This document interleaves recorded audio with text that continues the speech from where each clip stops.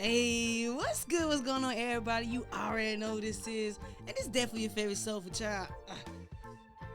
Yeah, Char coming back at you once again here at the P.E.G podcast. That's positive energy generation. Because you know we dead for life. We're choosing the positivity through all the negative crap that's going on in the world. And yes, I mean it. All the negative shit that's going on in the world. We choosing the positive. And then I got a special guest coming on. You know I'm always in my bag from the artists, public figures, you know what I'm saying, models, whatever you can think of. I'm always in my bag helping you be inspired along the way. And I got a special guest. I've been waiting for it, man.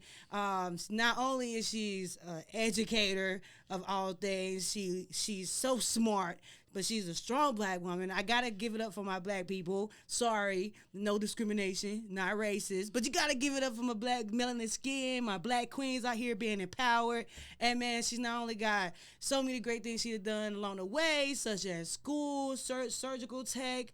Not only she's a home sales agent, all right, new home sales agent for a mega builder. But man, she's a beautiful woman of all things. So let me go ahead and bring her on, the guest for the day, Miss Sheila Davis in the building. How you doing? Hello.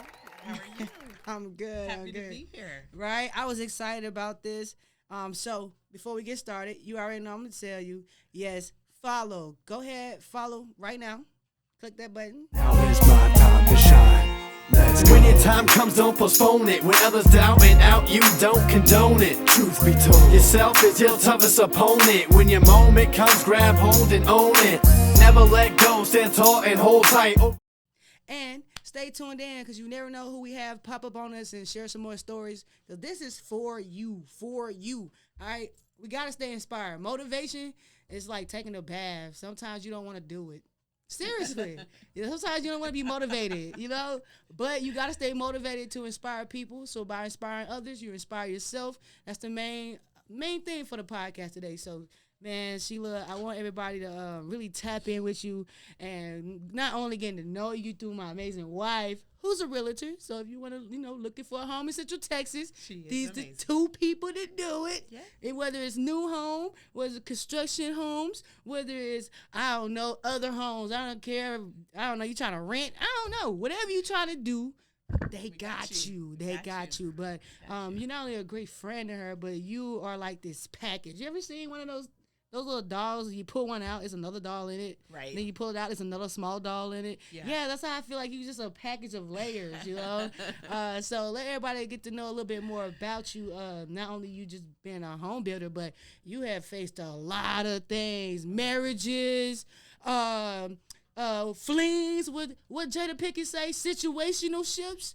All type of things, fairs you have been in, Bonnie and Clyde situations. We ain't gonna talk about that, but maybe another day. No, another day. But you've been in a lot of situations, man. Yeah. So I want to be able to highlight those things, and maybe this story can inspire somebody out there, maybe you. So let's start off with a little bit about who is Sheila Davis. Well, I don't have to answer that very often, so your brain just shuts You're like, down. who am I? Who am I? Yeah. Well, you're correct. I am a new home sales agent. That's my current occupation. But I was an educator for 10 years in allied health. I am a mother of 3 wonderful, beautiful daughters. I am... just what, bullet points about me? Yeah, just a little bit about you. I was born in Missouri, but I consider myself a Texan. My father was military, so that's how, just like everybody else. That's how you end up military brat. So we out here. Yeah. I'm sorry. It's not Fort Hood anymore. It's Fort Cavassier. Yeah. I always want to say Cavassier. Yeah, me too. Hey, Pastor Cavassier. I know.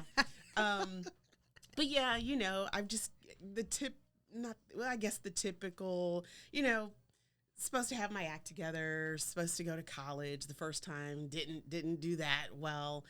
Went into the military myself. I was in the Air Force for a little while. Thank you for your service. You're welcome. And met a boy, got married, spit out 3 kids, the marriage didn't work. I saw that was interesting. Y'all met an AIT. Yes. It was like, I got you an AIT battle booze for all the people out there with their AIT battle booze. I see y'all still making it. Well, that's crazy. Yeah. We, it just didn't work out. And, but I got 3 beautiful kids out of the deal. That's but always the then, best. there came that single mother struggle, which makes up the bulk of probably my history. It's 17 years of hustle and doing it yourself, trying to figure it out. And some of the decisions were good, some of the decisions not so much. But I came through that. Best thing I ever did was went back to school. Get my education, and that's how I ended up in surgical technology. It was the hardest thing to this day.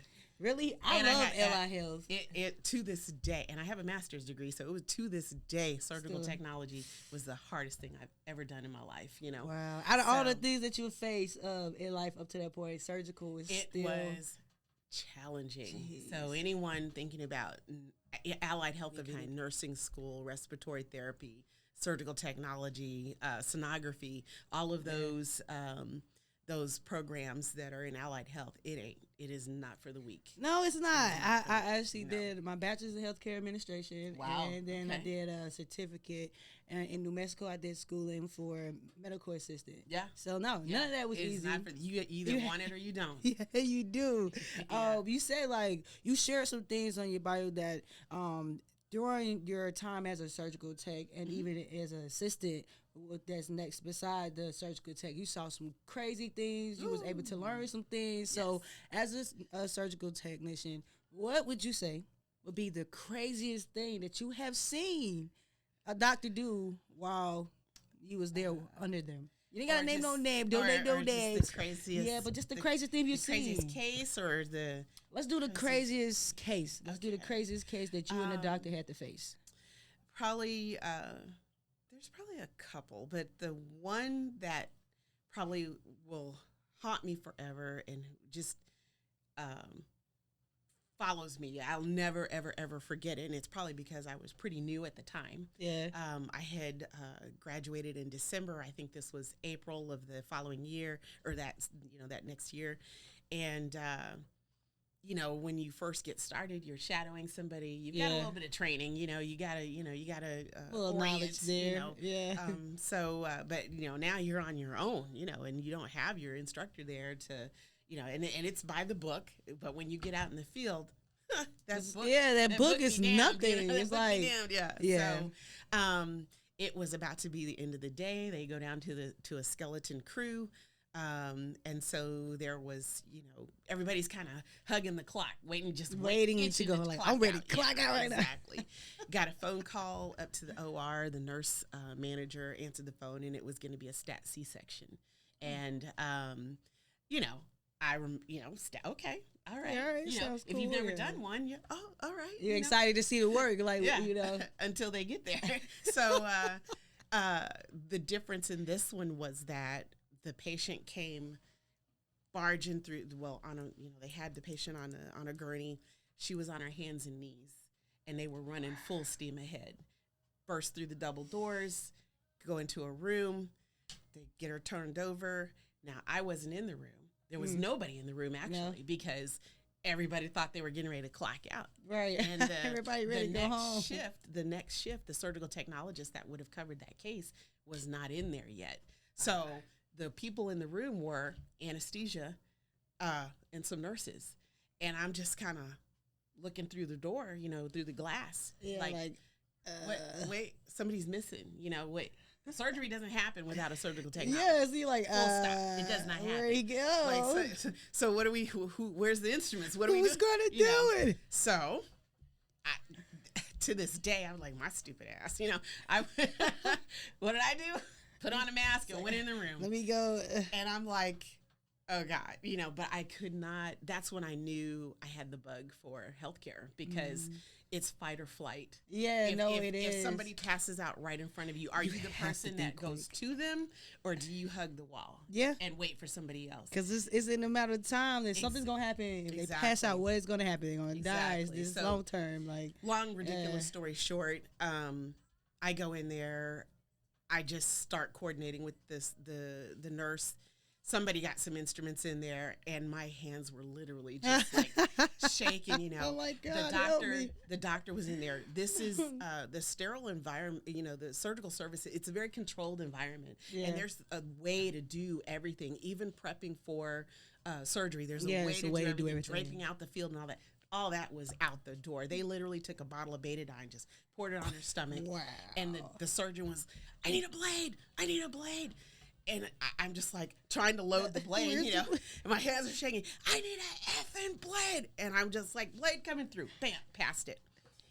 She was wide awake. Not asleep. No anesthesia on board. There was no time. That baby was dying. And she was going to die too.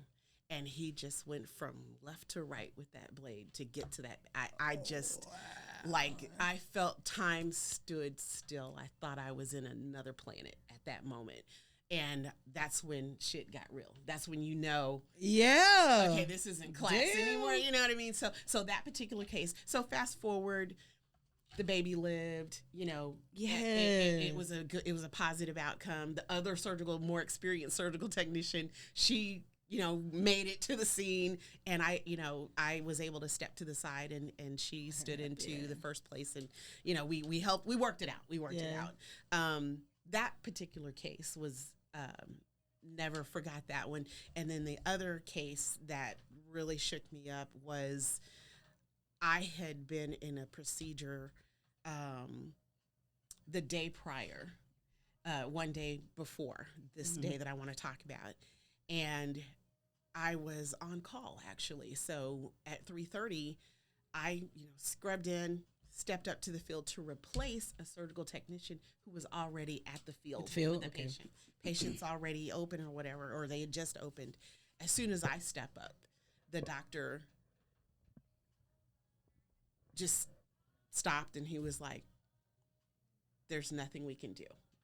And it turned out to be cancer, and it had metastasized through this man's whole body. So he was just like, it's what we called an open and shut. So there was just nothing we could do. So I wasn't invested. I hadn't been in the room. So I'm just like, that, all right, let's close, Well, here comes the next day. I found out, the thing about surgical technology is it's not like a nurse. You're not following the patient when they leave. Instant gratification, because it either worked or it didn't, but you don't get the rest of the story. You have to proactively seek out what happened to that patient. The next day, I'd come along and had asked, and that patient had died. And to add insult to injury, I get home, get a phone call from my mom, found out that patient was a church member at the time. What? Yeah.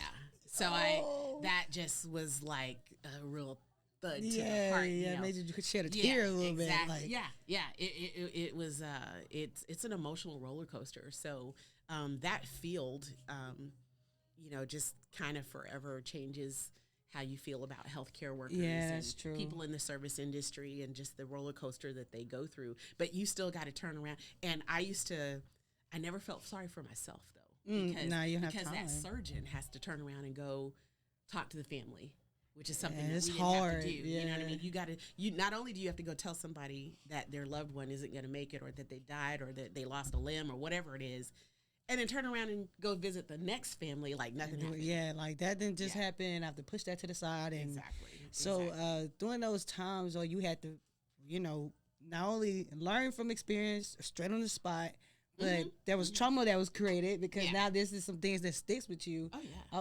What are some things that you do to make sure your mental is better? Because like you said, in those type of situations, it can go either way, and people can really lose their insanity just by being in a hospital, Absolutely. So how did you keep your peace? Oh gosh, there were times where you're really stressed out and you don't even know it. One day I was standing at the double doors that go into the entrance, and the button on the wall, somebody could push it on the other side, and it goes open. Well, I was standing there writing on a dry erase board, and I thought I was fine. It just happened to be the chaplain to the hospital. He was standing on the other side of the door, and I was like right there when the door opened, and he took one look at me, and he said, "Let's go talk." And I'm like, why? You're like, I'm just writing on this board. Like, why? You know? And I mean, I stepped outside the door. He's a wonderful man. I stepped outside the doors, and he says, "Are you okay?" I said, "I think I am." But I get the feeling you're going to tell me something different. He's like, "I see it." And before I knew it, I just burst into tears. You know, it's just you just bury it. Children are the worst. The senior citizen cases are the worst. You know, you just bury it. But it taught me, what do you do? Whether it's healthcare, law enforcement, those jokers. Like social workers too. Social work, They have to see a lot of stuff. Yeah, you have to take time out for yourself, and sometimes therapy is needed. So if you're a workaholic, you gotta take those vacations, you know, when you can. Have a support system, have somebody you could talk to. There were things that happened at work that nobody outside those doors would understand. Wow. You go home and tell your family. And they still won't understand.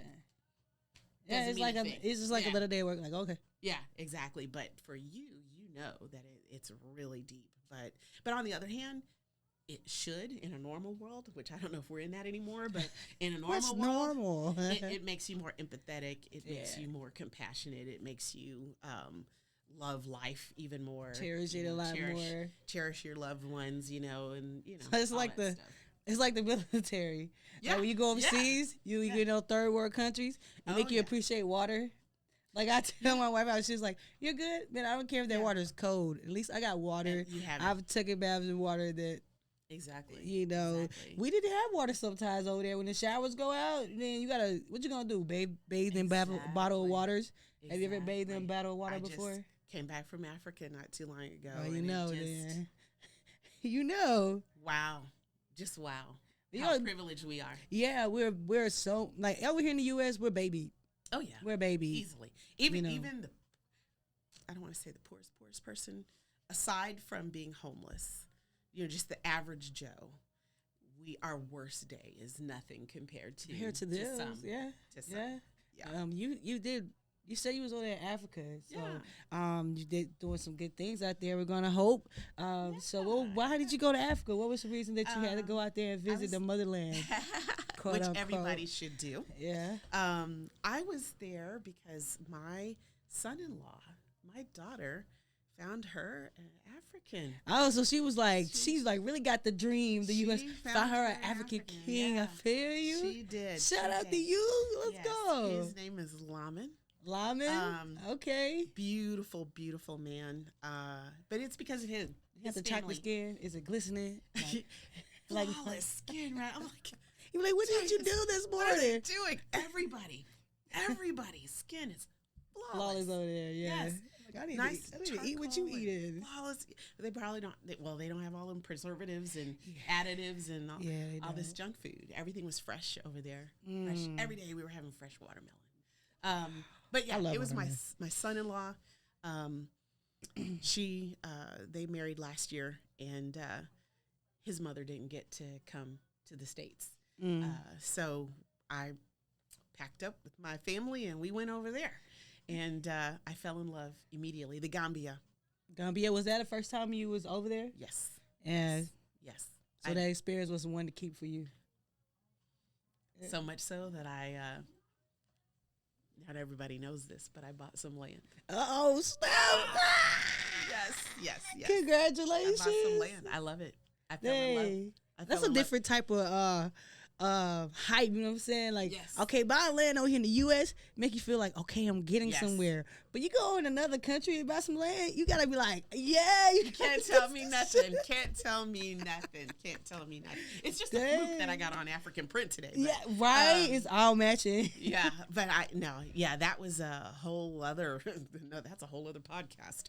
But yeah, I went over there. We took my best friend, took a cousin, took my daughters. One of their boyfriends. Just made it a thing, and it was now the Gambia is the little less the beaten path. Everybody knows about Johannesburg and South Africa. Yeah. The Gambia is West Africa. But hey, you know how we all go to the Caribbean and the Bahamas and all that kind of stuff. Europeans, Eastern Europeans and Europeans, UK folks, they go to West Africa. So to it's vacation. beautiful to vacate and The stuff. beaches were pristine and, but just like every other third world country, here's the tourist area. And then you got the 3 blocks away. Yeah. But it's still, the people are amazing. It's not a Muslim country, but the majority of the people there are Muslim. But there's also Christians and Jehovah's Witnesses, whatever, there's all kinds over there. They peacefully coexist. Yeah, but the majority of the people are there are Muslim. But I only bring that up to say that everybody's super friendly. Man, I think it's called the Smiling Coast of Africa. Oh, yeah? Everybody's super So that everybody's there with the smile. You got to be careful. That's how you get crazy right there. You just walking around smiling at people. Get snatched up. I'm just kidding. Over here, for sure. Yeah, over here. Oh, yeah. For sure. Oh, man, over there, it's literally the village mentality. Kids are running around just chilling. Nobody's worried about kidnapping. Nobody is. They ain't got time for it. Their skin is glistening. No.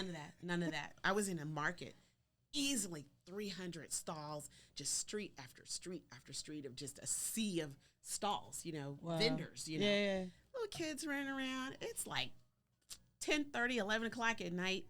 And I'm like looking at the little kids. Well, they still running. Like, what's going on? Oh, no. Ain't nothing happening. That's their playground. They go to meet up out there. They play outside. They're not they're not connected to a bunch of devices. Yeah, it's so different over there. But I loved it. Everybody should go at least once. At least once. I'm gonna have to go out there, man. Like, hey, I hope you listening. We gotta go to Gambia. All right, just letting you know, West Africa. But that's actually cool. Like, I think everybody should visit Africa one day. I used to be against it. Like I had a African roommate. And before then, because they tell you about countries with malaria, I was like, I'm not going to no country with malaria, right? So I was like, everybody's like, they call me black because I was chocolate. I'm still chocolate. So at school, they be like, you black in Africa, and I'm like, well, so I used to hate it. So we go back to Africa. So I used to hate it.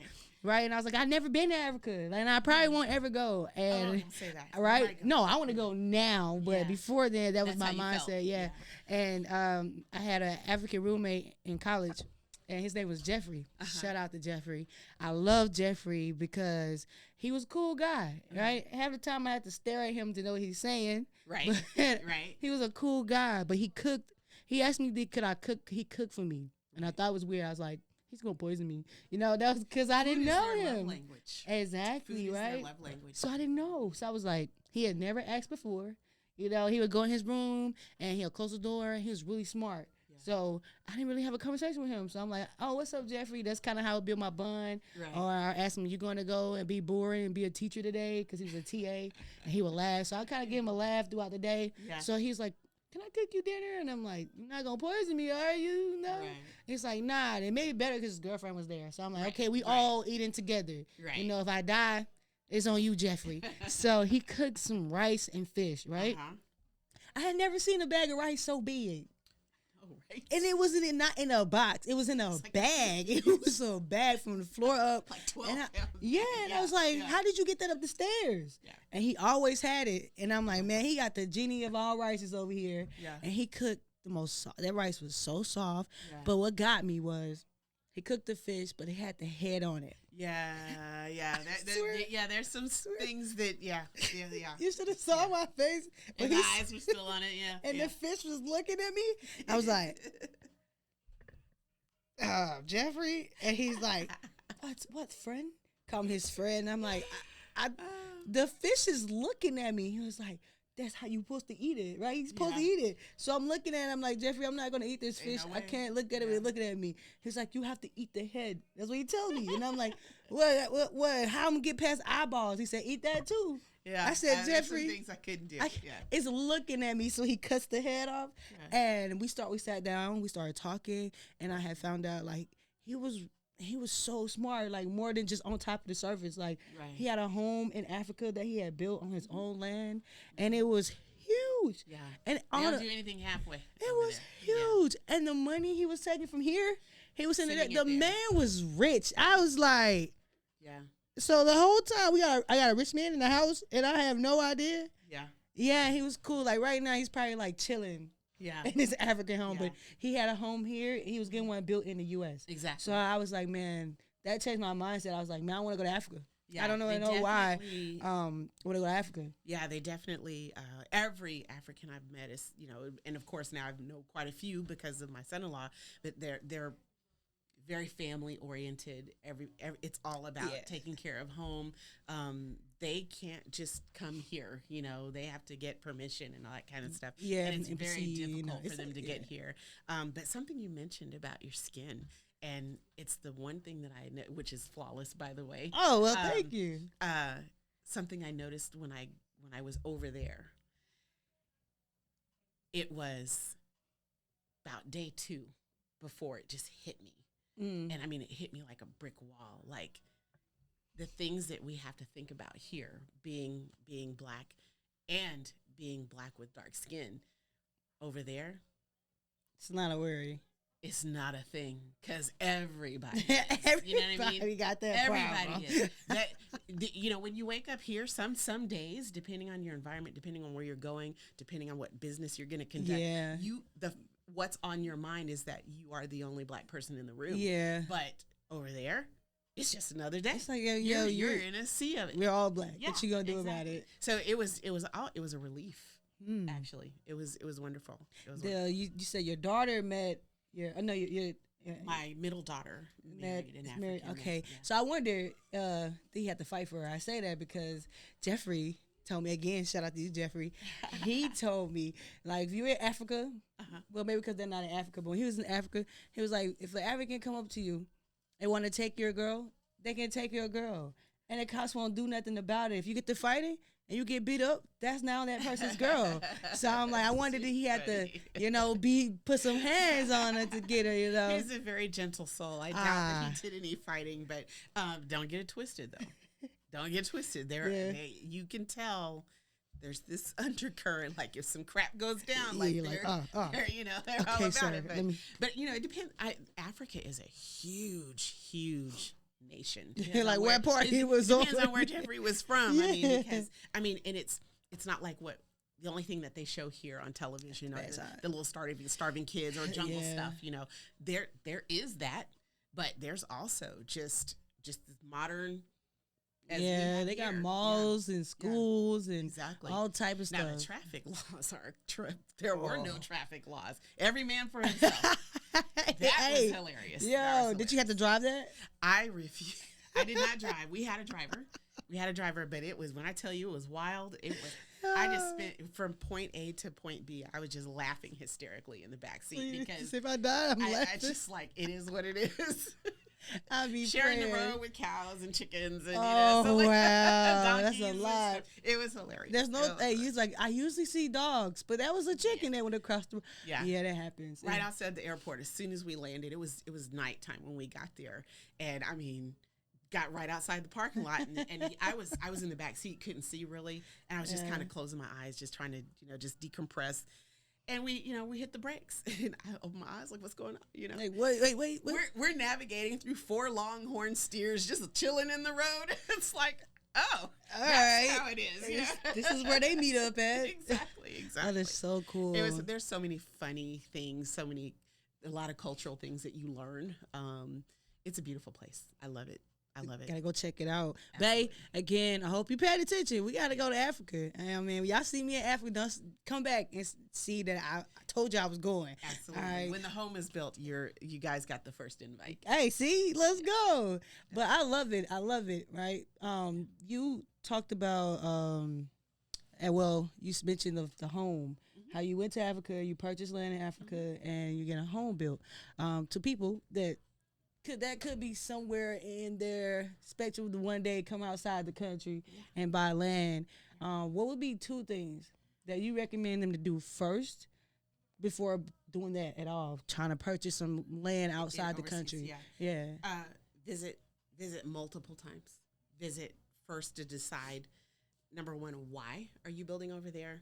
And then choose the place wisely. The why behind what you're doing is probably critical. I did it because I had a multitude of reasons. Number 1, my daughter's married an African man over there. Now, the mama bear in me I'm still a mom. Yeah. If she's over there and some crap goes down, I don't think it's ever going to happen. But, she has a place to go. True. She Like has she has a safe place to has go her to. own Yeah. home. You know what I'm saying? Number two, I fell in love. I love the country. Whether they're married or not, I love that place. So I have a home over there. If I, when should I want to go on vacation? I plan to rent it out while I'm not there, though.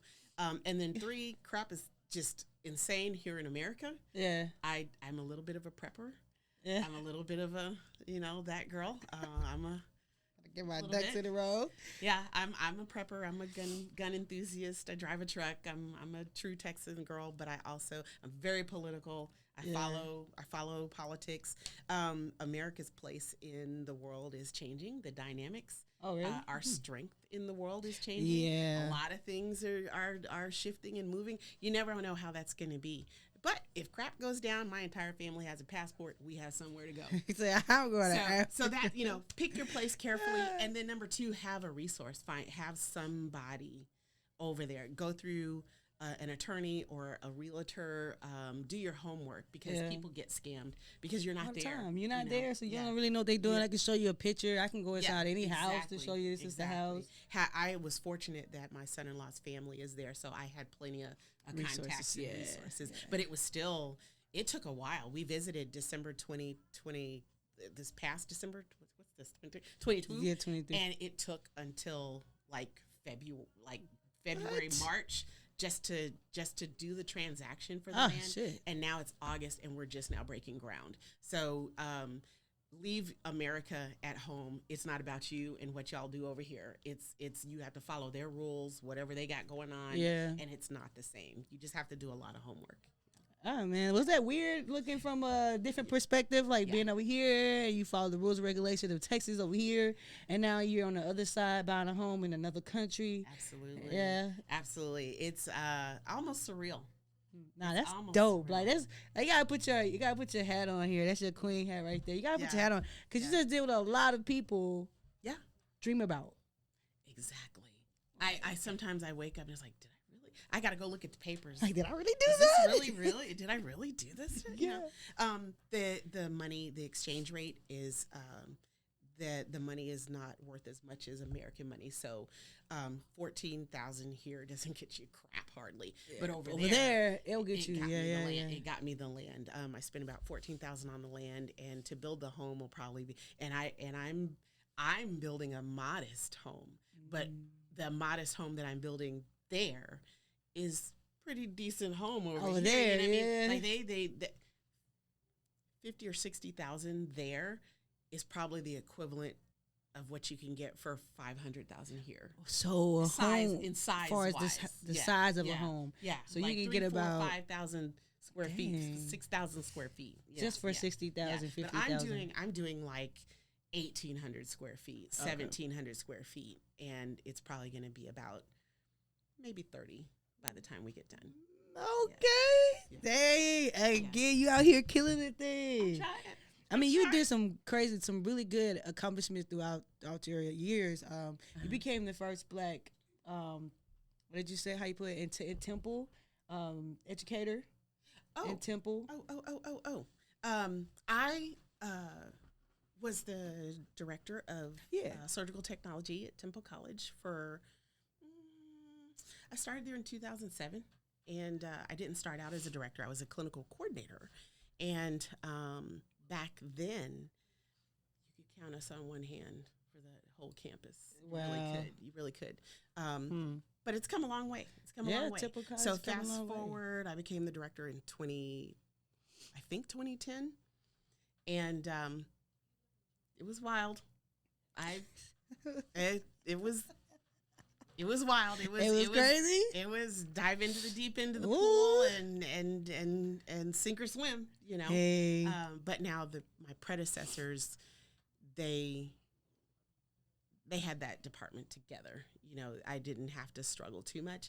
And leadership is everything, no matter where you are. Facts. I had a good dean at the time, and matter of fact, I still carry her words with me. She told me then. Because I was nervous. I was scared. I mean, of course. I was scared. I was the director before left for whatever reasons, and I was the only one standing with the with a degree. Wow. So you over here. And, and the dean came into the office and she's like, well, it looks like you're it. I'm like, what? What? So, you don't try it again? Spin that wheel? hold on, what? There's no application process. I'm like, I don't have time to absorb this. No, I'm it, So that's how I kind of fell into that. But either way, she tells me, you don't have to know everything. Just know who does. It's not about what you know. It's about who you know. Just know who does. You gotta know everything. That's crazy. So I'm a talker. I don't know a stranger. And when there's things that I didn't know, I didn't mind picking up the phone. And I wasn't too proud to pick up the phone and call whomever. I just opened up the Rolodex. Do you know? Nope. Do you know? Nope. Do you know? Don't find somebody. Yeah. Absolutely. Cool. Absolutely. But it was challenging, but it taught me a lot. So what would you say would be the biggest lessons that you learned in that situation itself? Because you seem like to me you've been put in a lot of situations that's like on the spot. Yeah. And now you're like, oh, fuck. Yeah. What I do now? So a whole lot of those moments. Playing that role was a very, not only major role, but it led to Temple College being not only diverse widely as it is today, but having more opportunities for the future people that's coming in. So what was the biggest lesson that you learned in that challenge of being a person over that department? I learned real quick that number one, I wasn't going to be a top-down leader. It's not. That's old school. That's old. It's I because I said so. Now it's about collaboration. Yeah, that's not gonna work for me. Yeah, it's about collaboration. It's about giving your people the tools and the resources that they need so that they can thrive. It's about caring about your people, and that's what I tried to do. But the most difficult part of the job is being who everybody needs you to be. That was the most difficult part of the job, because there were times when you had to put on that hat and you had to do all of that. Hey, I know I be playing sometimes. Especially when it came to the adult learners. There's a lot of single moms, single dads. People have been laid off. This is their chance to try to start a new career, but they weren't towing their end of the line. There's times when you had to let them go. I'm sorry. I'm sorry. We got to cut you loose. And you didn't want to do it, but you had to, because in allied health, it's about your future patients. It's not about how you feel. It's not about how I feel. If you're going to be a threat or a danger to a future patient, you had to go. You got to go. Yeah. How you get fired on your day off, Craig? How you get fired on your day off? Exactly. But that's dope, because, like I said, you open the doors for more people to come in and not only learn, but be, like I said, I'm not that top down. Like, I'm going to ask questions. So if somebody saw you do that, now they're over there asking questions, and they're like, man, I used to just tell you to do it and you did it, and now you're here asking questions. Yeah, but it's because you opened that door. So they didn't know that there was a certain face that we put on for students when we're in the classroom. But and by that I mean keeping it professional. There's a time and a place for everything. Here's the rules and all this kind of stuff. But it was also, if a student asked me a question in the classroom and I didn't know the answer, I'm not getting ready to just because I'm the instructor, I'm not going to pretend that I know. Yeah, like I think I know. I'm not going to pretend that I know. I'm not going to BS that the students either. It's like a lot of times it was like, I don't know. Let's find out together. Let's take 5-minute break because I got to research that. I'll be back. Too. Yeah. I'll be back. Yeah, exactly. I think that helped me out a lot too. It helped them too, because it helped them see what a lot of them weren't accustomed to see. I wasn't historically an educator, so my approach wasn't I wasn't the boring, dry, dull. Yeah, now you got to put some fun to it. I was Sheila who just happened to teach. That's who I was. I'm the same way as a sales agent. I'm not historically in sales. I'm not the white shoe car salesman. I give it to people how I feel like I need to hear it. And you need the raw, I mean, it's okay to do things for the sale, for the money. You do have patients, they'll do things just because they're work. And speaking of that is, inside healthcare, you will see that a lot where people are just there to get a check. And like you said, I have to put aside, even though I'm here and I am collecting the check, I have to put aside my emotions because I'm here for the future patients and for their well-being. So there was an incident me and my wife just experienced about a month ago when my mom came down. And well, my grandma passed, and my mom had an episode, and it was in her foot. Her whole foot swelled up real quick. I'm off the back. I'm looking at it. I'm like doing my little troubleshooting. I'm like, I think it's maybe the first sign of gout, right? I was like, I think it could be gout, but I don't know. Her whole leg is swollen, and we was in the ER, and the first 30 minutes, the lady, matter of fact, I knew we was gonna have to find another ER to go to, because when we got to the ER door, there was nobody meeting us with a chair. Oh, wow. And when I went into the inside and told them I needed a chair, it took a person who, I don't know if there was a patient waiting on somebody to be called, but it took him to go get the chair for me. She was still sitting, right? Wow. And I'm trying not to be upset. Right. Because, you know, you can't, okay, I'm not going to piss you off and hand my mom over to you. Exactly. So I'm asking her questions. We end up sitting in the ER for an hour, right? And she tried to make my mom go use a bathroom that was completely dirty. And I wouldn't let her. I said, now, she have to, it was pee on the floor. I was like, she have to stand up. How is she going to stand up out of a wheelchair when the bathroom is completely dirty? Right. And then when she took us back there where the ER was, well, the actual door where the ER was, there was a clean bathroom. And I'm looking around while my mom is in the bathroom. I'm looking around, and I'm like, because I know healthcare, you know, a little bit. So I'm looking around and stuff, and everybody is normal. Like, there's no emergency. Right. They had you can't see any reason why things aren't being, you know, why the protocols are not put in place. Situations. Yeah. Exactly. And I'm asking her, like, so why are we not being seen, this and the third? Well, the doctor's going to get to you because we have a situation in the back. Lady, I just was in the back. There was nobody. There's no situation. You know, I was talking to a nurse, and she's like, you guys need help? Why is there a nurse asking me if I need help if there's everybody that's back here is supposed to be in one room? Yeah. And a surgeon don't need everybody in one room, you know? So when I said that, I told my wife, look, let's just take her to the one down the street because I don't need to piss somebody off, because I was like, I don't understand. And she never cared. She was just there for a check. Yeah. That's something that I covered in school when I was teaching, you know, to try to talk to the students about soft skills. That's what's lacking. Like, you know? Soft skills, Soft skills is lacking. You got to get old one day. You got to think about that. Yeah. When you go to the hospital, that part. And when you go to these, it could be your child, yeah, your aunt, your uncle, your grandma, your meemaw, your, you know, it could be you. Exactly. Even the doctor has a doctor. You feel me? So, you gotta be careful. But what I wanted to get to were, you do see a lot of corruption and, like I said, things inside of the hospital that a lot of times when you're in it, you can't talk about. Right? So they got something called a blacklist in the hospitals, right? Where people do certain things. It's like on the radio. You do something, they will blacklist you to where you can't get a job and stuff like that. So you talked about the humidity of it. How could you avoid that situation? You looking at it as a healthcare individual who's been inside of it, that know there's some corruption inside of the hospitals. What are two ways you can tell people that are healthcare professionals how to avoid that situation if they're serious about their career? When I went to school, my educators, and I God bless that program, because they were old school, hardcore. They were RNs. Their titles were RNs, but they also scrubbed back in the day. But they were educators now, but they were from the old school. Yeah. This is the policy. This is what our governing body says. These are the standards. The healthcare this is the standard. This is the gold standard. Yeah, and that's what they taught. I don't care what you see when you go to the hospital. I don't care what you think, what you feel, what your preceptor said. This is what the policy is as it relates to providing health care to others, as far as sterility and technique and all this kind of stuff. Yeah. They just beat that into like day after day after day.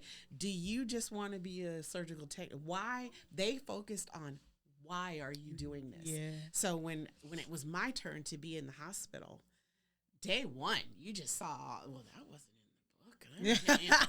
Like, what the fuck? Hold on, you did what? You know, like you're seeing all kinds of stuff. All crazy types. And you have to decide. And the thing of it is, people think that it's going to come to you in some big scandal, some big off the charts, crazy way. Yeah. But it's the subtle shit that gets you caught up. Yeah, It's the cutting the little corners a little bit. It's cutting the little corners. Yeah. So, when I was in it, I was labor and delivery. When a woman has a C-section, not a stat, but just a regular C-section, at the end of that case, you've got to help get that woman from the surgical bed over to the gurney that they're going to take her on to go to the room. Yeah. And it takes minimum 4 people to do it. Everybody knows what their role is. You don't have to talk about it. You don't have to. Everybody knows. Anesthesia's in charge of that patient. At the count of 3, 1, 2, and then we hoist or we do whatever it is you're going to do. What one of the nurses failed on her part, and the patient was halfway to the floor. Wow. Had it not been for a very tiny, small, petite, she wasn't even a nurse. I think she was a CNA. I think she was in the room at the time, and she dove head first to get between the patient and that floor. Wow. I grabbed a leg. I'm trying to hold the thing. Hold on. Exactly. But that's an example of how it can come. And so, do you just get the patient on the gurney and just go on about your business and keep on going and forget that it happened? Yeah. Or do you report it? What do you do? You know what I mean? There's just so many ways that people cut corners, and it's all fun and games until you're in a deposition. No, yeah, it is you. It's all fun and games until you're in a deposition. Yeah. Exactly. And so I make people mad. People get sideways at you, throw shade at you. Go brush it off. You become known as this, stick in the mud or whatever. But when it comes to people's health and safety, it just is what it is. It's not a popularity contest. You know what I mean? Nah. And it's just that one. It could be your brother, sister, aunt, uncle, mom, dad. That part. That's what keeps you out of those situations. Yeah, like it could be you. What like would you do if it's you? If it was your child that is, what would you do? And that's what keeps you out of that hot water. Yeah, you gotta stay out that hot water, because you see all type of cases these days where people are getting in trouble by cutting corners.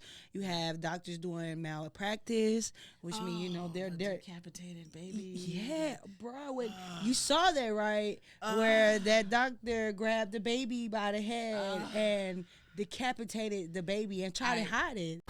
Sad, egregious, and horrific situations that I've ever seen. 20-year-old Jessica Ross and her boyfriend, Travion Taylor Sr., have an unimaginable story.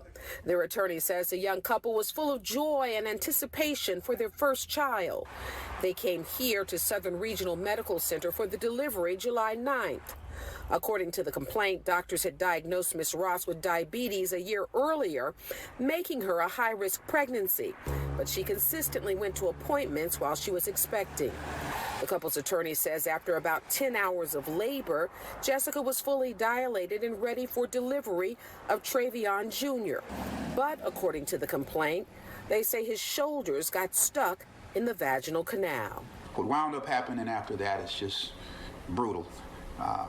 Dr. St. Julian came in, and she, in the process of trying to deliver this baby, pulled on the baby's head and neck so hard and manipulated them so hard that the bones in the baby's skull, face, and neck were broken.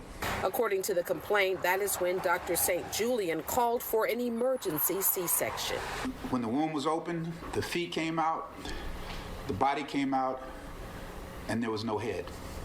The head was stuck in the vagina. The couple's attorneys allege nurses and medical staff at the hospital lied to the couple about what happened, discouraged them from getting an autopsy, tried to encourage them to cremate the child, and failed to report the death to the medical examiner. They also did not report the death to the authorities of Clayton County or the Clayton County medical examiner. This report was made by a funeral home.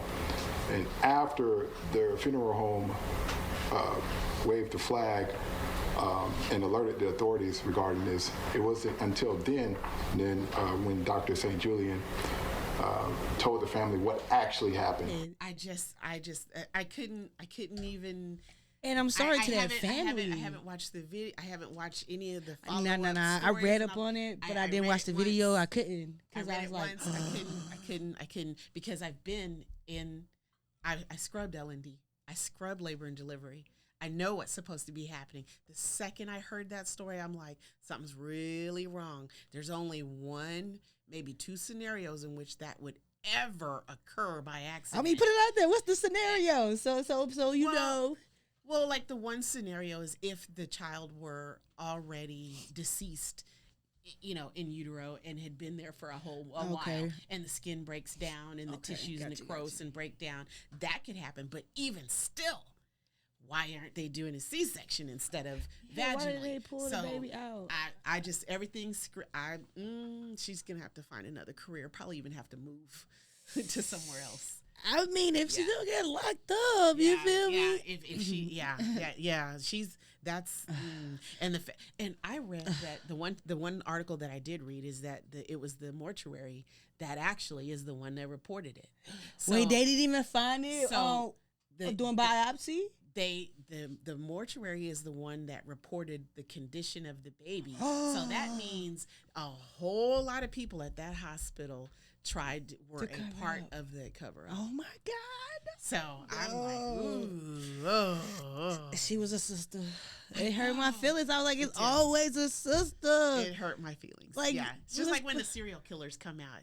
It's almost never us, but when it is, it's like, damn it. It's us. Yeah, but go pray for that family. I definitely send my condolences. That's harmful when you're thinking you're about to celebrate a life, then you turn around and got it ripped away from you like that. Yeah. And then they try to cover it up. Man, look, that part. Malpractice is a thing. You see it from, like you said, the childbirth to DC Young Fly baby mama. She passed away with a malpractice. You saw that with the boobs. She got her boobs done. But you have to be careful and, like I said, knowing your stuff, asking questions. Be a proactive patient. DC Youngfly speaks out for the first time since the death of his longtime partner, Miss Jackie O. In a statement to People, the Wild and Out star and his family say, quote, "We thank everyone for their well wishes and ask for privacy during this difficult time." She's more goofy than me. I'd be like, what are you laughing at, bro? Like, Jackie O's death was confirmed by BET, the parent company behind Wild and Out, on June 1st. According to TMZ, she died in Miami and no other details about her cause of death have been released. The TV personality was 32 years old. Let's give a round of applause for Jackie O for being such a good sport. Jackie O and DC Youngfly met in 2015, the same year that he made his first appearance on Wild and Out. I'ma tell y'all something that you need to know. When it comes to women, man, I am a pro. Now, what I'm about to say might sound crazy, but the Wild and Out girl had a Wild and Out baby. Don't be a passive patient. Yeah. Ask questions. I don't care what it is. If you go in there for just a run-of-the-mill anything, is there an what are the alternatives? Is this, am I starting out with the lowest dosage? Or do I have to start out with this dosage? Is there, what's the generic? Because it's expensive. Pharmaceutical, that's the hack. The pharmaceutical industry that's a whole nother system within itself. Yes, exactly. So the Johnson & Johnson's little the little liquid Band-Aids, Johnson over the counter. It's $6, $7, $10. I don't even know what it is. Same crap in the OR is like $30. They call it something else, but it's like $30. Yeah, it's like the generic. They're gonna get the public a little bit of what we got, not too much to help themselves, but enough to come to the ER. Yeah, and the ER never. I know people know they never give you anything to treat what is going on. It's just to maintain what is going on. To me, and I'm a little bit of a conspiracy theorist. That the pharmaceutical industry, they have every motivation to keep America sick. Yeah, over there in the UK, even in Canada, right? Canada, their healthcare is free. Yeah, and they don't have, their doctors don't get paid by the amount of people that comes into the ER. Their doctors get paid by the amount of people that they save. Yeah. So, for instance, doctors that have patients that are trying to get to quit cigarettes. Their pay go up for as many people they save off of cigarettes. Wow. So they're actually saving people instead of harming people. If they come in with a patient with cancer, and they get paid by the improvements they give with that patient in cancer. Well, it's kind of like the same thing that makes this, or that made this country great, is it's also its downfall. Yeah. The capitalism. It all boils down to that. It drives everything. Yeah. And it's turned so ugly. It was always ugly, but it's really ugly, you know. It's real ugly. It's getting bad out here. Exactly. But you also said things got wild other than the ER. Yeah. And so we'll talk about a few things that got wild. You know, I'm messy, so don't judge me. All right. I'm messy. But I saw, you know, there was some affairs going on. You know. You know. And so, is the you air know. conditioning on? It's a little I think it could be blowing a little bit your way. I think, you know, it's not just the Texas heat, you know, put you in the hot seat a little bit. Okay. But being a person that have went through that experience, like, how was that? You know, because we just said awful. Awful. Don't do it. Yeah, don't do it. Don't do it. This was a long time ago, and no names, of course, but you know, when you don't have your head on together, when you don't have your head on right, you're, you know, back in the single mom days, and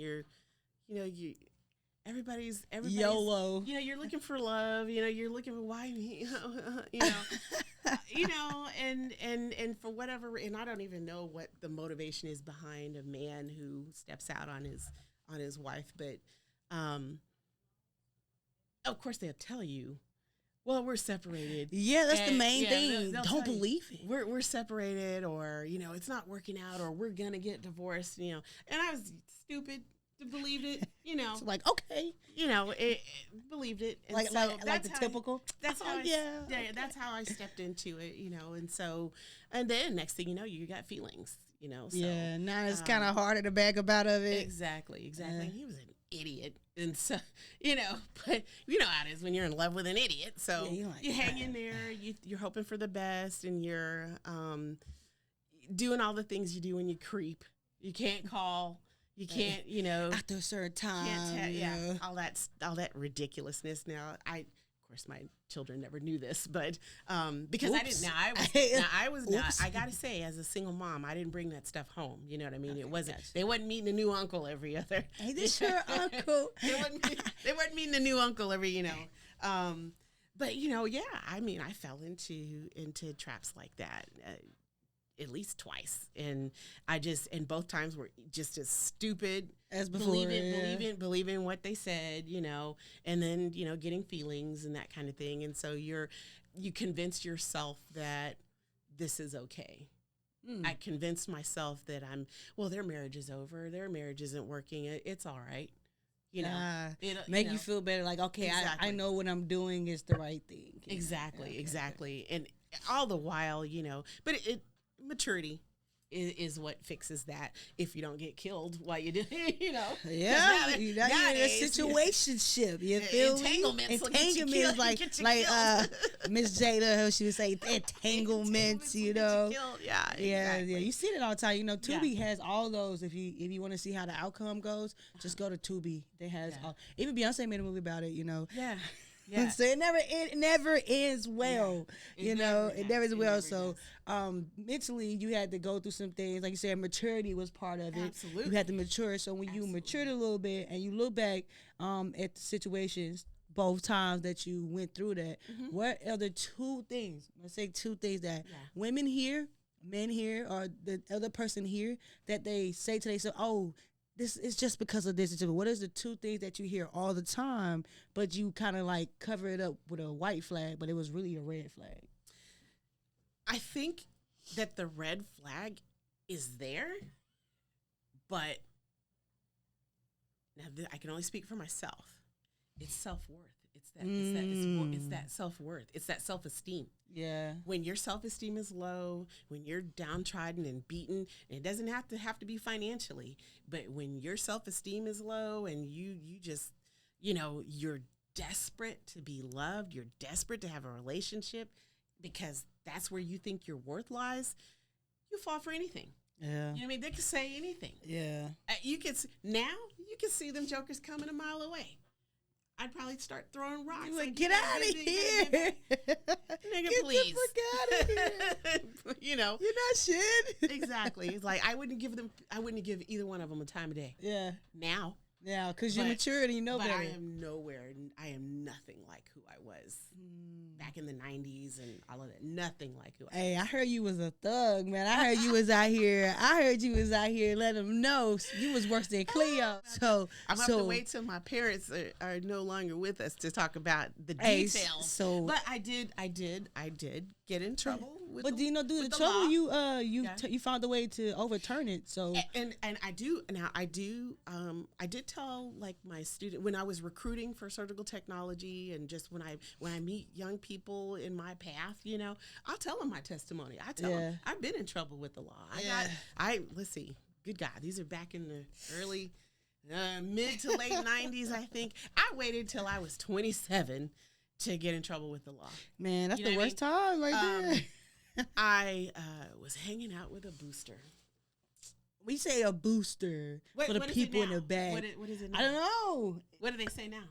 But when you say a booster, is that like somebody who steals? Oh, I guess they're still a booster. Is it still a booster? Yeah, they still jacking. Yeah, a good friend of mine. She was a booster, but desperate people. My story helps me empathize when I see people on TV or even in the real world. When I see somebody who's kind of not living as we think they should. Yeah. My first place goes to empathy. There's a story behind it. There's a reason that they're doing it, because I am that person. You know what I'm saying? Like, I've been in trouble for theft. Not once, not twice, but 3 times. Yeah, really. I should probably not even be sitting here. Nonsense that I went through. But I started to, sometimes you have to get burnt to wake up. You have to get singed a little bit. Yeah, you got that moment where you get to sit down and it's like, oh, okay, so are you going to take this path or are you going to take that path? Exactly. And you had a moment, you picked your moment like, well, that third time, my dad told me, you do this one more time and I'm probably going to try to take your kids. Yeah. That's I was hard. Like, wow. Like, wait a minute. And it hurt because yes, he was right, but they also didn't know I hid everything from them. As far as your situations. They didn't know, that I didn't know where our next meal was coming from. I didn't know, I didn't have child support, That goes back to like opening up, talking about what you're going through with your family. Exactly. And that's a little bit of pride too, saying like, okay, well, I need to be open about what I'm going They through. were helping me with stuff, but I just didn't tell them the full story. Yeah. But it was my pride. Yeah. It was my pride. As a person that's out here in the world, trying to be an adult, you don't want your parents I didn't want my parents nowhere in my business. Yeah, because you want them like, I can do it, know? And exactly. To be honest, in those times, it made it worse. Yeah. Exactly. So that's I went, but told you. On the other hand, I thought my life was over. Like, because they could have been adjudicated. The first and second ones could have been adjudicated, but I got in trouble again. So now it's on my record. You know what I'm saying? Set offense. I hardly fit the description of a thug, but I was behaving like one. You know what I mean? But how I ended up hanging with the booster is because I didn't have formula. She borrowed my car to go do what she does. Came back with formula. So that's the way you got what you got. Yeah, I got you. I got sucked in just like that.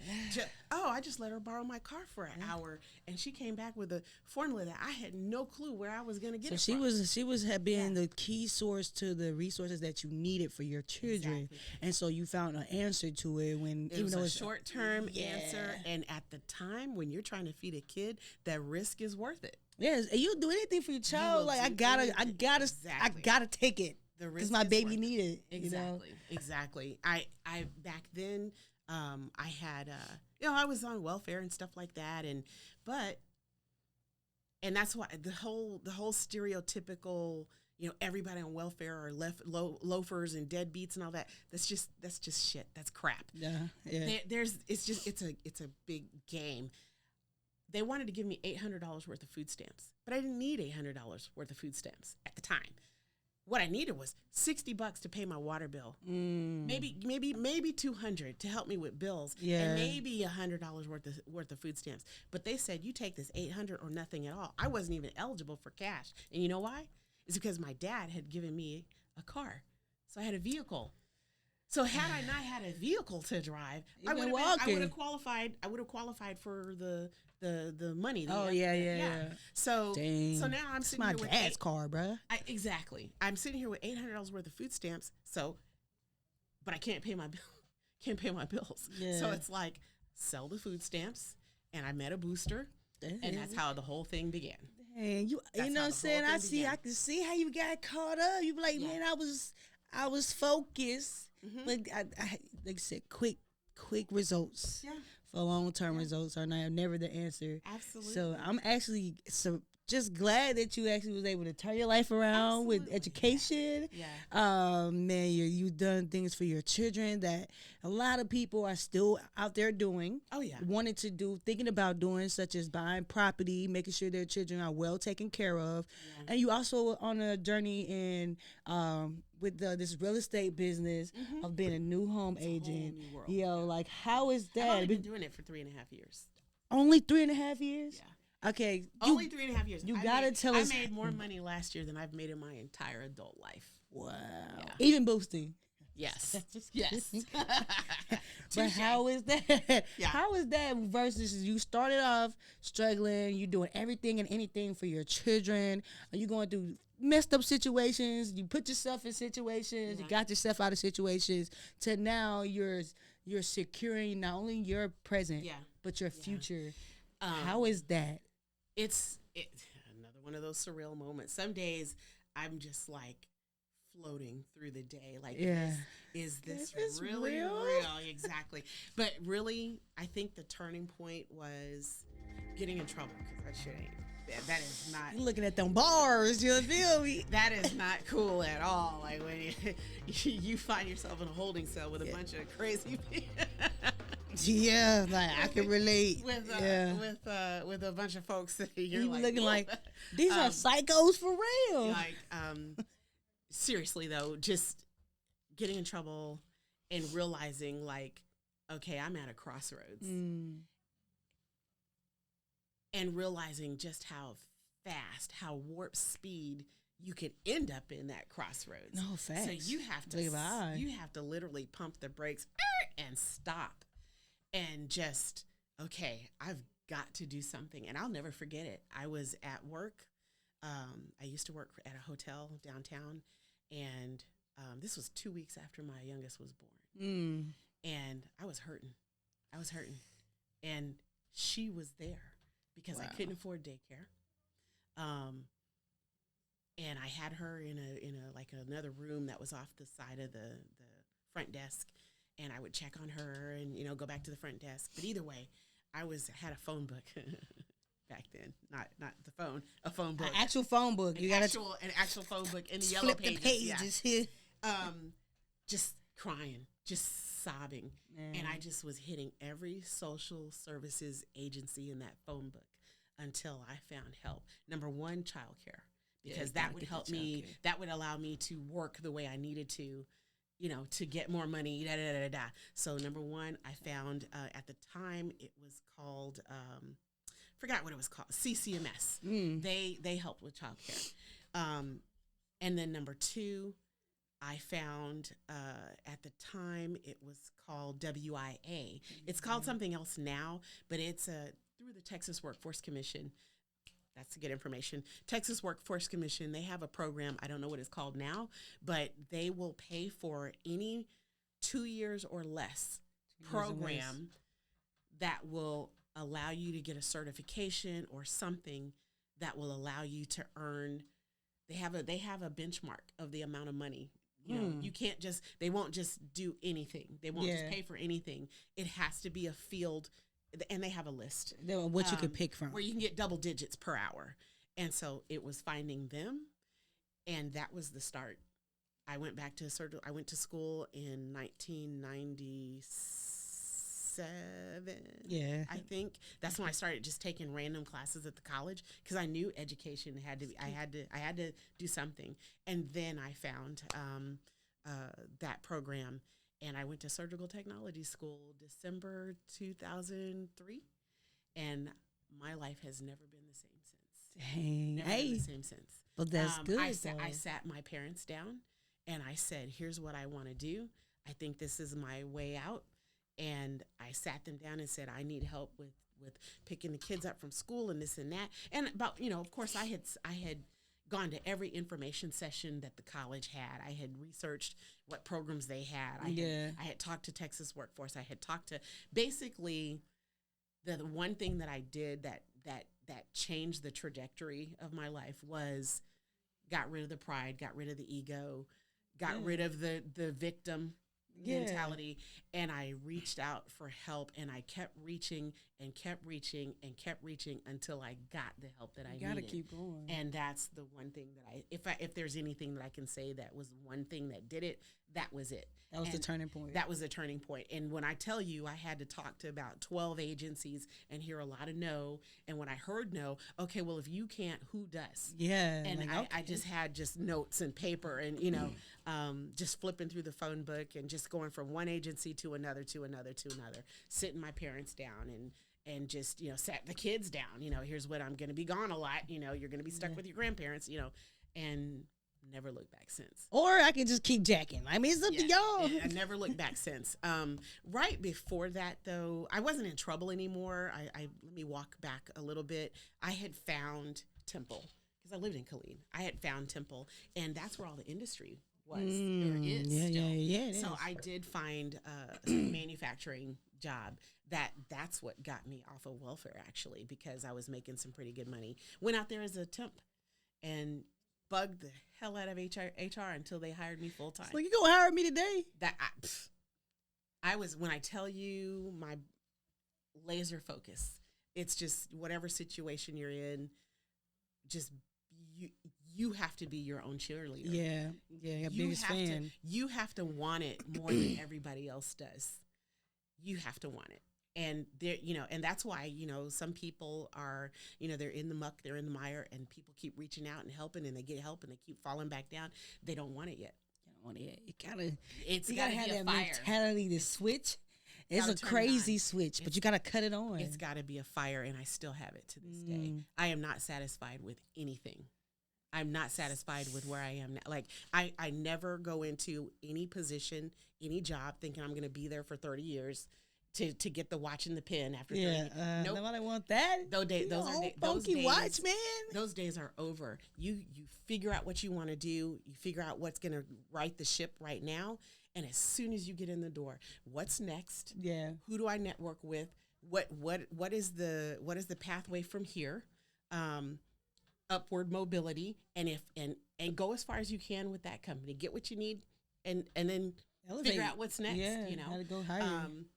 That's how I ended up, it's just one thing led to another, to another, to another, to another. And even though I'm in home sales right now, I'm already thinking about what's next. I was researching last night, and I've already found what I'm going to be doing next. So what is next for Sheila? Miss Sheila Davis, because you're an entrepreneur of all things. I don't see you just wearing one hat. As you guys can see, she don't wear just one hat. She has multiple hats and has been through many things, trials, tribulations of life, and has picked herself back up. And the one thing that I have heard throughout all this is the main thing you keep saying is I didn't quit. Yeah. I picked myself up, and education is key. I hear people say, I don't want to go to college. Man, you don't have to, but there's stuff that they put in books that you can learn, and you can make money from home these days. Technology is shifting. Yeah, absolutely. Online classes, and and education doesn't necessarily have to be a formal education. So let me tell you how I met your beautiful spouse. Oh yeah, my lovely wife, Miss Natalie Bleau, family realtor. First time we ever met, I had only been a new home sales agent for maybe a year, I think. Yeah. I have no clue what her background was at the time. But when I tell you, in addition to becoming laser focused on getting out of your situation, not taking no for an answer, not even from yourself, it's recognize when people are put in your path because it's not a fluke. No, it's not. It's not a coincidence. And I don't care what you believe. I don't care if you're a Christian. I don't care what you are. I don't care if it's fate, destiny, karma, Christianity, whatever it is you believe. Some things occur for a reason. And she's one of the people that I met. And first tour, right out of the gate, should have only lasted 30 minutes. We're out in the front yard of a random house, just. It's probably, and you probably was me over there like, where's my wife? Supposed to be here 3 hours ago. And she was pouring into me, and I was pouring into her, but by the time I met her, I learned when you meet the people who support you and who are cheerleaders and who bring positivity into your life, you cling to that. Yeah. Doesn't mean you got to be best friends. Doesn't mean you got to talk to each other every day. But you take those nuggets and you run. Yeah, you gotta so stay to it. That's what I did all along that path. Like once I got out of the trouble, I just meet people, just random people, and I just take this nugget, sock it away. Yeah. Take that nugget, sock it away, and I just repeat. It becomes my own affirmations, my own daily affirmations. And so that it's just, I think it boils down to that mindset, that positive mindset. Yeah. Get that fire, have that purpose, figure out what that purpose is, and you're not going to figure it out in a day. Yeah, it's true. You're not even going to figure it out in a year. You're not going to figure it out. And it's going to change. Yeah. The purpose is going to change. But I think the Sheila today versus Sheila back then, positive. I don't accept any negative energy into my world. I will ditch a person real so quick. fast it'll make your head spin. Like, I'm out of here, guy. Deuces. I don't even have to get 5 minutes, 2 minutes. Too much negativity, you gone. 2 minutes. That's all I need. I don't have to be with you for 6 months. We don't have to be friends for months and days and all that. I know immediately the things that come out of your mouth, how you are, how you behave. And it doesn't even have to be negativity towards me. If I see it towards others, you're like, nah. Yeah. Exactly. I heard about Sheila. Didn't even meet you yet. I'm like, who is Sheila? She's like, I heard about you, Char. You know Sheila. And it was crazy because we met you at Walmart on the roughest day. And I'm just like, so the one day we meet Sheila, I look rough, So, but I met you and it was like so bubbly. And I'm like, oh, I understand how this happened. Yeah. Because all my white friends are like that.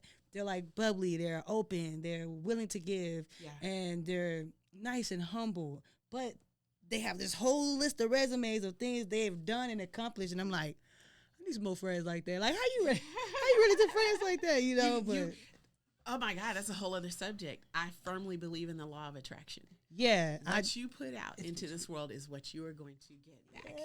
Yes. It's what you're going to get back. I had a pretty rough month because sales are a little slow right now. And I, internalize, your instinct is internalized. What can I do? Oh my God. And, stress, worry. I don't stress very long. I did it for about a week and a half. Woke up one day, whole new attitude. Just, I'm done with that because it's pointless. Yeah, it doesn't do anything for you. And my situation is not such that I can't compare my life to a homeless person. You know what I'm saying? So what?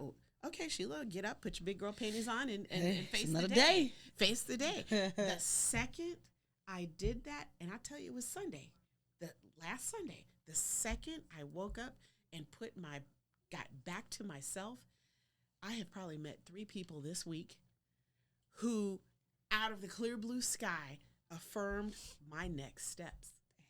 Met somebody in Jason's Deli today who has a friend who's already doing what my next plan is. We traded phone numbers, and she's going to call that girl and have her call me.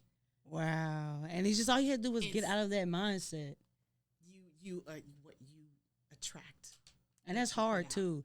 Yeah. When you stuck in the funk and you're in that mindset, you can't get out. It's hard to get out. But you have to, like you said, you got to want it. What you say? You have to want it. If you don't want it bad enough, then you're going to stay in that mindset. We all struggle. I struggle to this day.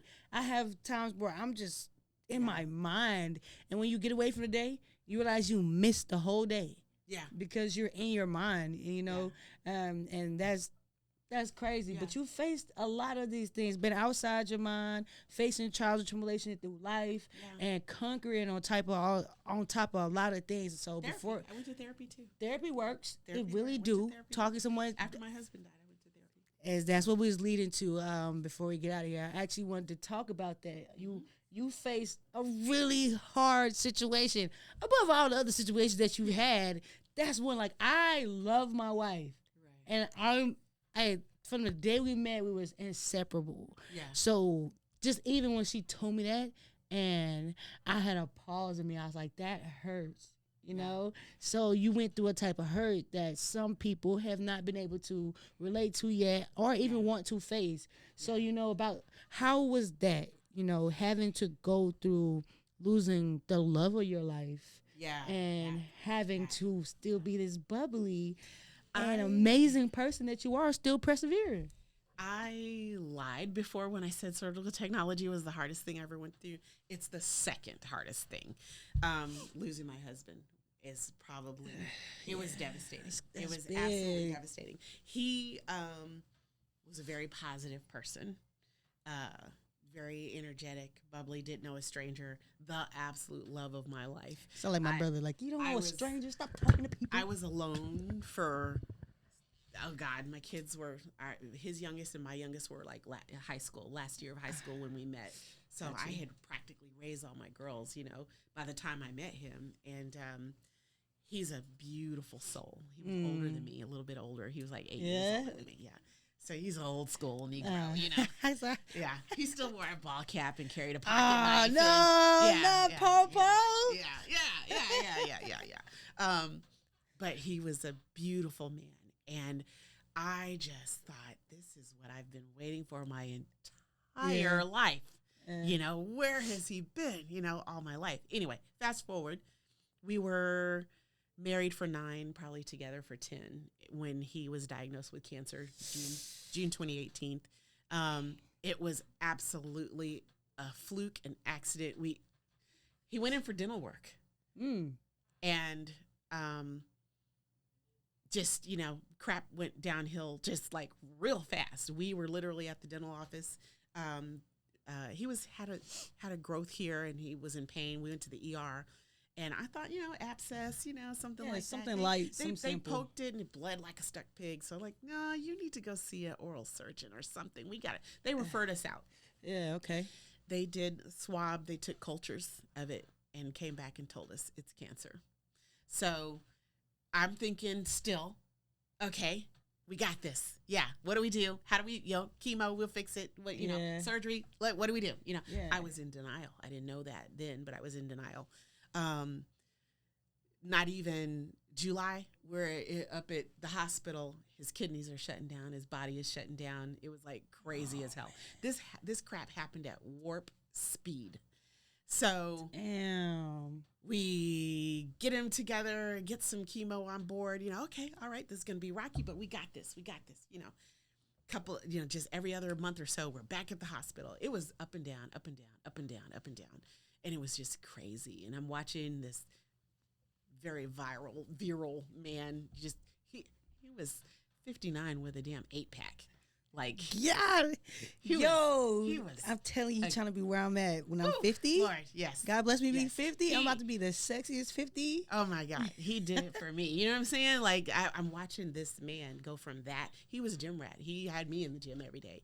I'm watching him go from that to skin and bones. Yeah, that's gotta be hard. And then you have to be there for him and yourself. Exactly. So to make a long, ridiculous story short, not only was there the physical and the emotional drainage, the drain on him and myself, the world doesn't stop, nor does it care that you're going through this. It was, people thought that I was sitting at the hospital reading magazines, keeping him company. No, I was on the phone every fucking day with insurance and the pharmacy and, this company, that's pricey. that company. That's pricey. Trying to figure out how we're going to get it done. When I tell you we spent $17,000 in 8 months and still couldn't save him. And I bring this, I tell everybody who'll listen that part, because if you're within the sound of my voice and Char's voice, if you are married or even if you're not, you sit down and have a conversation with your family today. What do you want? How do you want things to be handled? If you become disabled today or tomorrow, what are you going to do? Do you have anything saved? Do you have any money? What if insurance doesn't cover it? True. You know what I'm saying? You have to think about those things. And that's a hard exactly, topic. Like, exactly. And it's crazy because being through the military, they have everything set for you, right? Exactly. So I was telling my wife, I was like, hey, here's the number just in case anything happened to me. And I could just see her face of uninterest, like it started to fade. And it's so hard. Nobody but I wants to talk about it. Yeah, and I still gave it to her. And I'm like, okay, we're going to talk about this little by little. You know, because it's hard because to sit down and to talk about it with her, she shuts off, I shuts off, you know, because you're thinking about, okay, tomorrow me not being here, you not being here, the emotions you have to face, the children all on you. That's an anxiety attack right there. But here's the alternative, though. If you don't talk about it now, the alternative is this. Last time he goes to the hospital, we're in the emergency room. Actually, he was at an appointment. And he was writhing in pain. He was on the maximum amount of morphine that anybody could give, and it wasn't doing nothing for him. Doctor leaves, comes back. He says, you need to be admitted, but the fastest way to get you admitted is to go through the ER. So they're taking him down to the ER. Here we go. So the alternative to talking about it now is I'm in the ER, sitting there, on my phone, texting his family, telling them we're back in the ER, yeah. And they come back and say there's absolutely 100% nothing that we can do, and we need you to sign the DNR paperwork. Do not resuscitate. For everybody that don't know what DNR is, do not resuscitate. That's fucked up. Tell me about it. So, do you want to talk about it now? No, I want to talk about it now. You should talk about it now, and that's with parents, as well. That's a hard situation. Parents Nobody wants and their to adult children. Yeah, you know, spouses, and exactly. And you know, facing that. Like never buried your parent before, never buried a loved one that close to you before. You know, there's your grandmother, your aunties far away that you don't know. That hurts, but someone like that, losing a mother, like I have never been able to experience that. I still have my father, you know, and my wife still has her mother. She still has her father. So those are situations that we don't know at any time that we're gonna have to face. Yeah, absolutely. And we need to have a situation about it. I had the paperwork there. And they're explaining to me, now I was in healthcare, but I'm asking them, what does this mean? Because you're just your mind goes blank. You know? And they're like, you know, if he starts to code, you know, do you want us to take life-saving efforts? And they explain to you, in his case, taking the life-saving efforts is only going to make everything worse. Yeah. Because he had bone cancer. He had multiple myeloma. So cracking the chest, you do when they do CPR for real, you break ribs, you crack the you know all that stuff. So it's just gonna give a place for the cancer to go. You know, it was a big crap show. But I had the papers in right there, and I am sobbing. I can't even see the paper. I'm holding the pen, and I just couldn't sign it. And I'm just sobbing, and I needed somebody. I'm like, I need somebody. There's no time to wait for anybody to come. There's no, it was crazy. It was the wildest moment I've ever had it was awful. Damn. So signed the DNR because he would not want to suffer. He would not want to linger and be just, he just wouldn't. And I knew right there and in that moment that I just had to make the best of whatever time he had left. And they told me he would have 4 weeks, maybe 6, and he survived probably 2 more weeks. Wow. He never left the hospital. So that was very traumatic. But having been a single mom of 3, I was accustomed to burying how I feel. I was accustomed to putting on a show. When you're a single mom and you're struggling and you know, you only have one can of corn at home and you're trying to figure it out. You go to work the next day and act like nothing happened. Going on. You ain't about to go talk about it. Yeah. So that trauma, past trauma, you know, kind of helps you put on your game face. And, but deep down, I was hurt. I was devastated. I am still, and he died in January 2019. I am still pissed off. Yeah, I'm very angry on the inside. I am seething on the inside. My daughter approached me one day, my youngest daughter, and this is probably, I don't know, probably wasn't even a year later. Mm-hmm. She handed me a business card. It was to a therapist. It was to an African-American therapist here in Killeen. They know. She specializes in PTSD and grief, and it was the best thing I've ever done. Hey, you know what? We're going to have to, what was the doctor's name that you went through? Ayers. Ayers. Dr. Ayers. Dr. Ayers. Ayers. Shout out to Dr. Ayers. Ella Ayers. Ella Ayers. Thank you for being there. I don't know if she's still taking new patients or what, but she's on Central Texas Expressway. Ella Ayers. Ella Ayers. She saved Shout out to her life. I did not want to be here anymore. She saved my life. Well, I'm glad you're still here. I'm glad for her that God was a vessel for her to be there. Absolutely. And be able to help you cope with things, because grief is a hard thing to deal with, like I said, especially when it's the loved ones. And many people are walking around with their spouse, and there are some that are walking around facing that you are facing. So to help with your mental, you said therapy. What advice would you give to people right now that are watching and they are either freshly dealing with a grief and don't know how to deal with it, or they're still with it, dealing with that grief a year later, 2 years later? What do you tell them? Let me say something first to the people who are in their lives. There's things I will never say to another living soul again. Number one, I understand how you feel. Because unless it's happened, you don't. You don't. You don't. You just. I will never say that to another living soul, ever. But to the person who's in it, grief comes in waves. It waxes and wanes. Everybody is different. Yeah. So don't compare yourself to somebody else. If you wake up and you're not crying and devastated, that doesn't mean you're not grieving. Yeah, that's true. You know what I mean? There's days where I still have triggers. And I'm 3 years, 2019, 2021, 22. I'm pushing 4 years out. Yeah. I still have triggers. Certain smells trigger me. I'll be fine for months. Everything's good. And then I'll smell a smell. Or I will go into, I didn't know.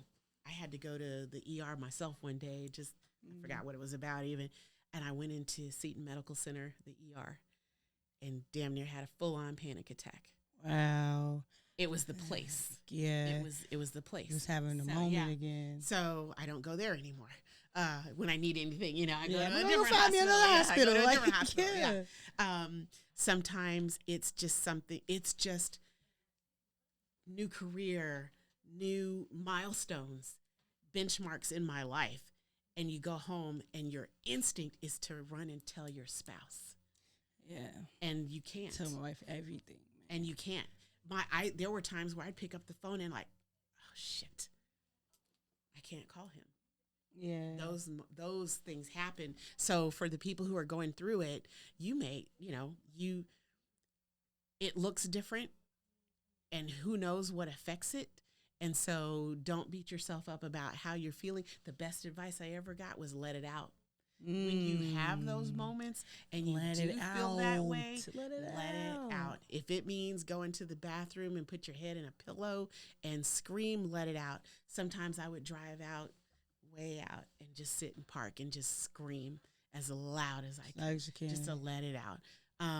Sometimes it's visit the cemetery and you just cry softly, I was at the cemetery one day, and another woman was at the cemetery at a different, you could tell by where she was at that her husband had died, or whoever it was, some years before. And I was just sobbing. I got up to leave, and she was beelining towards me. And in my head, I'm like, Heifer, I don't want to talk to nobody. Like, I'm not trying to deal with these emotions. I got my own. Yeah. But she came straight to me, and it was a German lady. I'll never forget her. And she just opened up her arms. And I let her hug me because I needed it. You know what I mean? I let her hug me, and I'm just sobbing. And she says, it gets better. It gets better. And I'm like, when? Like, I'm still feeling it. When? And she said, probably about 2 years. And she was right. She said, right now, his memory, certain things bring tears. It's sad. You're upset. It's devastating. But there will come a day when you'll have a memory and you'll smile. And I would never forget it. I'll never forget it happened. And I instantly thought of her. Thought of her. I was putting people there for you to help you. Yeah, absolutely. So that's my up. little anecdotes for the people who are going through it. It's wild. It's just a crazy ride, and you have no choice but to buckle up and hang on, because some days are really, really good, and then other days are really, really bad. And I, thank goodness for my daughter who told me to go to therapy. Yeah, she's the real trooper. She just the real look. Shout out to you, because you the real hero. You helped your mom and now Lois, where you thought you was being so strong. Yeah, but she saw you. You know, where you thought you wasn't being seen. She saw you exactly, and she was able to help you. Yeah, exactly. There are people in your life who are intuitive, and it doesn't have to even be a relative. It could be somebody else. Yeah, that's somebody stranger. And you listen to it. When somebody just out of the blue tells you stuff like that, you're like, because some people have gifts. Yeah. And they can see things, and she saw it, She saw it. Shout out to your daughter, man. I love it. You have a powerful story, and like I said, it's definitely worthy to be heard, and to see you go from so many trials, tribulations, challenges in life, and you dealt with it. That's therapeutic. I haven't talked about a lot of this stuff in a long time. See, you gotta get it out. I love it, man. I really do, and I would never know. I told you before we started, like that old lady in the church that's stealing.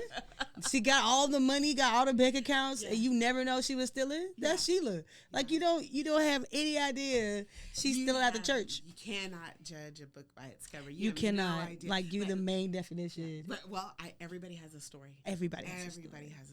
Yeah, and I appreciate you coming on, telling your story, and let everybody know they can do it. If you are out there right now, if you're looking to start your education, do it. She did it. It don't matter. Maybe you have been in trouble in the past. Maybe you just got out, and you've been locked up for some time, and you had to sit down and think about it. What do you want to do now? Why do you want to do it? Like she said, why do you want to do it? And act on it. Go do your research, and don't stop at the no. Go until you get a yes. Somebody's going to say yes, and you may not know everything now, but you will figure it out along the way. And again, Sheila, appreciate it. You talked about cancer, and that right there is that's something that tears up everybody's family. Everybody go through it. So it's not just about cancer awareness for 1 month. I'm always a firm believer that just like we're our same color, whether you black, purple, orange, or blue, you're that every day. So someone is dealing with cancer every day, or someone is being introduced to that stage every day. So I want to spread cancer awareness every day. So this is a little merch of cancer awareness. So I love it. It's a reminder to not look at yourself as a victim, but as a superhero, because there's people that's living through cancer, there's people that beat cancer, and there's people that I like to say who survived through it and went to the other side. So no matter who you are or who you know, somebody's going through something worse than you. So this is just a little reminder to keep going, no matter if it's cancer, no matter if you've been to jail, no matter if you don't have the education right now. If Sheila can do it, absolutely. You can do it. You feel me? And know that today, tomorrow, yesterday, if nobody told you, know that Char at the P.E.G. podcast loves you. Miss Sheila Davis loves you. And man, you can go from rags to riches any day. You know what I'm saying? That's what I like to call it, rags to riches, because when you're young, you don't know, and once you become mature, you start to find out and learn from the experiences, just like Miss Sheila did. So no one is perfect. No one's going to be a millionaire today, but if you take those steps day by day and do it, you'll get somewhere. Make sure you guys are checking on your family. It's important to tell them that you love them. Spend your time with them because you never know when it's the last time. So spend your time with them. Ask them, are you okay today? Mental health, as you can see, it's important. It saved her, and her daughter is the one that put her on game. So you don't have to be a guru. You don't have to be alone. You don't have to struggle, and that's the whole purpose of this podcast. You don't have to struggle alone. No matter what you're doing, you don't have to do it alone. So I'm glad I was able to spread her story, share it with you, and man, like I said, keep tuning in to the P.E.G. podcast. If you're interested in this merch, reach out to us on our podcast Instagram. That's P.E.G. podcast on Instagram. Also, that's Positive Energy Generation on Facebook. Tune in to that.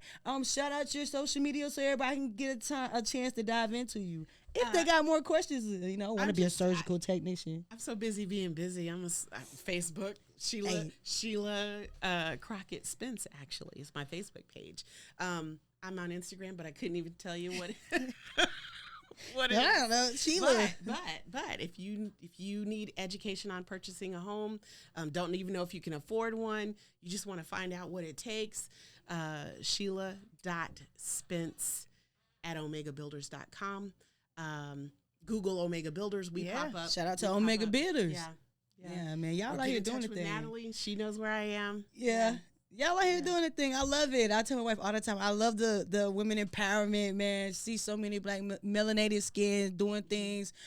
Just women, period. If you're a woman and you're out there doing your thing for your children, for your family, for yourself, for your mental, I love it. So keep pushing. All the single moms out there, keep pushing, keep living life. And again, you can do it. Miss Sheila did it. Absolutely. So what's your excuse? So know that we love you today. Know that we love you tomorrow. Hey, I'm going to keep telling you every time we get on that thing. Let's get it. Yeah. Let's go. Hey, and the P.E.G. website here is P.E.G. Styles. PEGSTYLES.com. And go get you some merch, man. We love y'all. Let's go. And we're out of here. Right. Hey, I like that. Good deal. Hey, that was juicy. I'm sorry. All right. Oh, I'm like, damn. What you don't do? Rob